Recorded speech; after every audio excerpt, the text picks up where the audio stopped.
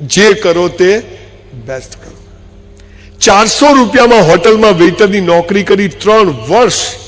I was literally waiter in a hotel for 3 years in my life when I was in college from 84 to 87.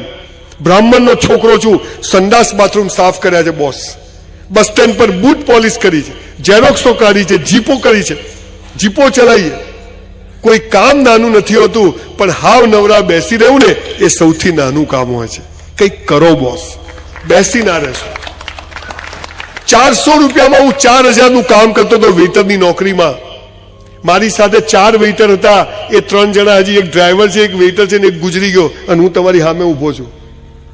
પણ મેં 400 રૂપિયામાં 4000નું. કોઈ customer આવે, સૌથી પહેલો હું એની બેગ ઉપાડવા જઉં, બેગ ઉપાડીને 4થા માળે લિફ્ટ હતી નહીં, ઉપાડીને ઉપર લઈ જઉં.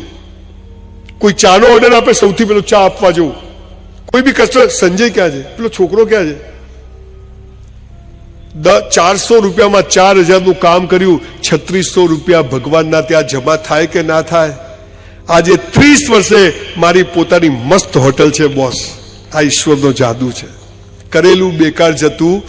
તમને કહું છું સાહેબ, 10,000ની જોબ હોય ને, 20,000નું કામ કરજો. 10,000માં તો જે કર્યું એ મજૂરી થઈ, પણ જો પૈસાદાર થવું છે તો જે એક્સ્ટ્રા કરશો એ ઈશ્વર અલ્લાહના ત્યાં જમા થશે, અને યોગ્ય સમયે તમને બધું વ્યાજ સાથે પાછું આપશે. જે કરો તે. તમે શિક્ષક હો સાહેબ, તમે ઘણા બધા શું કે એક શિક્ષક બિચારો કરોડપતિ ક્યાંથી થાય? તમને એક વાર્તા કહું સાહેબ, સત્ય ઘટના. એક શિક્ષક સ્કૂલ પૂરી થાય, સાયકલ લઈને સ્કૂલ જાય, છોકરાઓને ભણાવે વર્ષો પહેલા, અને બીજા શિક્ષકો ટ્યુશન કરે, પેલો શિક્ષક ટ્યુશન ના કરે. સાંજે સ્કૂલ છૂટ્યા પછી જે છોકરાઓને ન આવડતું એમને બેસાડીને વધારાનું ભણાવે મફત. એ શિક્ષક કોણ ખબર છે? આજે મોરબીનું સૌથી મોટું ગ્રુપ અજંતા ઓર્પેટ વાળા ઓધવજીભાઈના દીકરાઓ 8000 લોકોને જોબ આપે છે. શિક્ષકના છોકરાઓ. કરેલું બેકાર જતું નથી. કોઈ લારી લઈને જતું હોય ને, થોડો ધક્કો મારી દેવો. સાહેબ એક બહુ સરસ વાત કહું, જ્યારે આપણને કોઈનો ટેકો ના હોય ને, તો આપણે કોઈના ટેકા બની જવાનું, એટલે ભગવાન આપણું કામ કરી જાય. આપણે કોઈના ટેકા બની જવાનું. બેસી રહેશો નહીં. પેટ્રોલ પંપ પર, કરિયાણાની દુકાન પર, કાપડની દુકાન પર, ચાની કંઈક કરો બોસ. આજનો દિવસ ગયો એ પાછો નહીં આવે. જમા કરાવો, જમા કરાવો.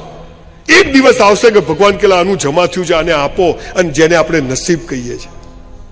અને એના માટે મારી પેલી આગળની વાત ભૂલી ગયો, જેના માટે હું આવ્યો છું કે મા બાપને રોજ પગે પડીને ઘરમાંથી નીકળવું. આપણે બીજા પ્રોગ્રામમાં અહીંયા એટલા જ લોકોને બેસાડશું જેટલા લોકો મા બાપને પગે લાગતા હોય. બરાબર છે ને?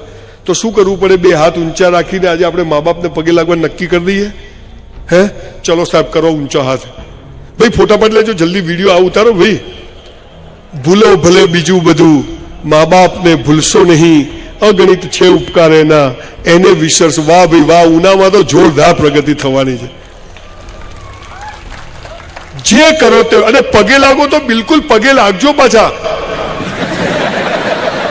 એને અડજો, એના પગને, અંગૂઠાને, એને ચરણ સ્પર્શ કરજો. આ સ્વામીજીને જેમ કરો છો એમ તમને ખબર પડશે એના વાઇબ્રેશન હોય, અને દુનિયાની બધી બુરાઈઓથી તમને બચાવશે. આ તમારા ફોટા લઈને મારી બાને બતાવીશ કે જો બા કેટલા બધા આવ્યા હતા. ખુશ થઈ જાય ડોસી. મા બાપને રોજ સાહેબ ખુશ રાખો, બસ બીજું ભાડમાં જાય. હે ને? એ ખુશ તો આપણી ગાડી એમ ભમભમાટ ચાલશે, ક્યાંય નહીં જાવ તો ચાલશે. એટલે પૈસા કમાવા જે કરો તે બેસ્ટ કરો. અહીંથી હમણાં બહાર નીકળો ને, અને સ્કૂટર બહાર નીકળે કોઈક ઠોકે ને તો સોરી કહેવાનું, પણ પછી જો ગાળ બોલે ટોપ મારવાનો, પછી છોડવાનો. જે મારો તે બધું જ બેસ્ટ. પ્રેમ કરીએ તો લેલા મનનું જખ મારે, દોસ્તી કરીએ તો કૃષ્ણ સુદામા જખ, બધું જ બેસ્ટ. અને જ્યારે બધું જ, તમને ખબર છે ધોળિયાઓ એક શબ્દ લાયા, ઈશ્વર, ઈમેલ, ઈ કોમર્સ, ખબર છે? આ ઈ ક્યાંથી લાયા? ઈશ્વર ઉપર. ઈશ્વર એટલે ઐશ્વર્ય, અને ઐશ્વર્ય એટલે બેસ્ટ. તમે જ્યારે બધું જ બેસ્ટ કરો છો ને બોસ, ભગવાન સમજી જાય આ મારી ઓરિજિનલ નોટ છે, હવે આને આપો. એક ગરીબ બ્રાહ્મણનો છોકરો બાપુજીની ઓટલા પર, દરજીની દુકાન નીચે, દરગાહને ઉપર મસ્જિદ. આવી દુકાનનો દરજીનો છોકરો એના ગાર્મેન્ટ સ્ટોર હોય, એના બુક સ્ટોર હોય, એના જીમ હોય, ફિલ્મો બનાવતો હોય, લોકો એને સાંભળવા, see the grace of God. પણ ઈશ્વરનો એક પણ કાયદો કાનૂન એવો નથી જેને હું ફોલો ના કરતો. તો તારે બી જખ મારીને આપવું પડે. આ પાવર આપણામાં આવી જાય, આપવું પડે બોસ. બેંકમાં ગમે એટલા રૂપિયા જમા હોય, પાકિસ્તાનથી મેનેજર આવે ને તો પાસ કરવો પડે ચેક કે બાપુ જમા છે, આપતું. વચ્ચે વાત કરેલું હું ભૂલી જઈશ. હું જ્યારે સ્કૂલ કોલેજોની મુલાકાત લઉં છું, આ સ્કૂલ છેલ્લા 14 વર્ષથી ચાલે છે, હું એના ટ્રસ્ટીઓ સાથે બેઠો હતો, વાતચીત કરતો હતો. ઉના જેવા વિસ્તારમાં આવું સરસ કેમ્પસ બનાવવું, ભણવાની સાથે બીજી બધી કરાટેમાં પણ એક છોકરો એમનો નેશનલ લેવલે ખૂબ બધું અલગ અલગ કામ કરે. મને બહુ એક તો એનું નામ બહુ સરસ, પછી આ બધા અલગ અલગ બિઝનેસમેનો ભેગા થઈને ચલાવે છે કે જેના માટે પૈસો મહત્વનો નથી, પણ એથી વિદ્યાર્થીઓ અલગ અલગ ફિલ્ડમાં બહાર નીકળે. આવી સ્કૂલ કોલેજો બને એ બહુ ગૌરવની વાત છે. મેં પણ એવું નક્કી કર્યું છે આપના આશીર્વાદથી કે ગુજરાતના તમામ જિલ્લાઓમાં 20 એકરમાં 50 કરોડના ખર્ચે દરેક જિલ્લામાં હું એક સ્કૂલ બનાવવા જઈ રહ્યો છું. અને આ સ્કૂલમાં ભણ્યા પછી છોકરાઓ યુનિવર્સિટીમાં આવે એના માટે આણંદ પાસે 650 એકર જમીન મેં લીધી છે અને એમાં 3000 કરોડના ખર્ચે નંબર 1 યુનિવર્સિટી હું બનાવવા જઈ રહ્યો છું. સ્કિલ યુનિવર્સિટી બનાવવા જઈ રહ્યો. પણ કેવી સ્કૂલ? મારી સ્કૂલ કોલેજમાં કોને એડમિશન મળશે ખબર છે? 3 ટ્રાયલ વાળાને સૌથી પહેલા એડમિશન આપવામાં આવશે.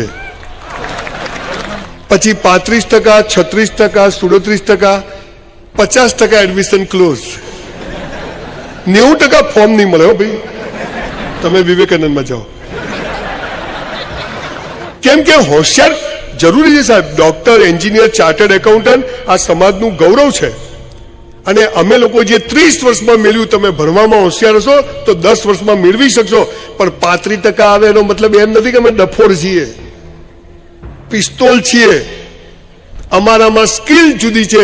એટલે નરેન્દ્રભાઈએ જે આખું સ્કિલ ડેવલપમેન્ટનું જે વિઝન આપ્યું છે એનો મેં બહુ જ અભ્યાસ કર્યો છે. મને એમ લાગ્યું કે આ દિશામાં કામ કરવું જોઈએ. અને 12મા ધોરણમાં જ છોકરો 25-50 હજાર રૂપિયા કમાતો થઈ જાય એ સમયની માંગ છે.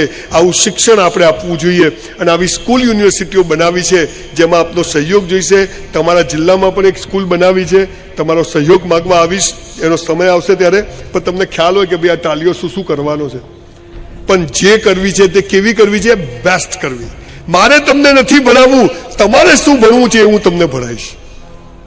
આખો જુદો કન્સેપ્ટ લઈને આવી રહ્યો છું. પહેલું આપણા હાથમાં, બીજું ભગવાનના હાથમાં, ત્રીજું છે પ્રેમ થવો, લગ્ન થવા. કુછ કુછ હોતા હૈ. પહેલું આપણા હાથમાં છે, બીજું ભગવાનના, ત્રીજું જીવન સાથી. શું લખ્યું છે ગીતામાં? શું લખ્યું છે કુરાનમાં? શું લખ્યું છે બાઇબલમાં? હે મનુષ્ય, તારા જન્મ સમયે તારો જીવન સાથી મેં નક્કી કરીને રાખ્યો છે. કૌંસમાં ફાંફા મારવા નહીં. એટલે એવું લખ્યું નથી, એવું સમજવાનું. લગ્ન ન થવા, લગ્ન થવા, તૂટવા, આ બધું નક્કી છે. તો આપણે લોડ લેવાની જરૂર ખરી? તમને મા બાપ નક્કી કરવાનો અધિકાર છે, તમને ભાઈ બહેન નક્કી કરવાનો અધિકાર છે, તો તમને જીવન સાથી પણ નક્કી કરવાનો અધિકાર ઈશ્વરે નથી આપ્યો. આઈ લવ યુ.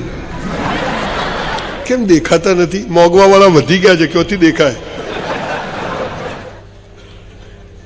સર મેં એને આટલો પ્રેમ કર્યો, એને આટલો જ કર્યો. સર મેં એને એટલી બધી ગિફ્ટ આપી, એને તો બીજાને આપી દીધી. અમારા અમદાવાદમાં તકલીફ શું છે? દીકરા દીકરીઓ તમને પ્રેમ શું છે ખબર જ નથી, મિત્રતા શું છે ખબર નથી, લગ્ન શું છે ખબર જ નથી. આપણને લૈલા મજનુ, સીધી ફરિયાદના પ્રેમની ખબર છે, પણ મીરાના, રાધાના અને રૂકમણીના પ્રેમની જ ખબર નથી. એમાં બધી લોકાઈઓ થઈ છે. પ્રેમ એટલે શું? પ્રેમ એટલે આપવું છે, લેવું છે જ નહીં. પણ તકલીફ શું છે? હિન્દી પિક્ચર